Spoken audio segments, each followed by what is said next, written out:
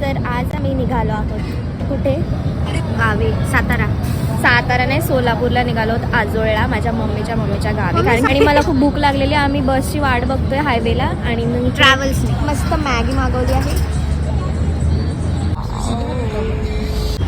मला पाहिजे का बांधू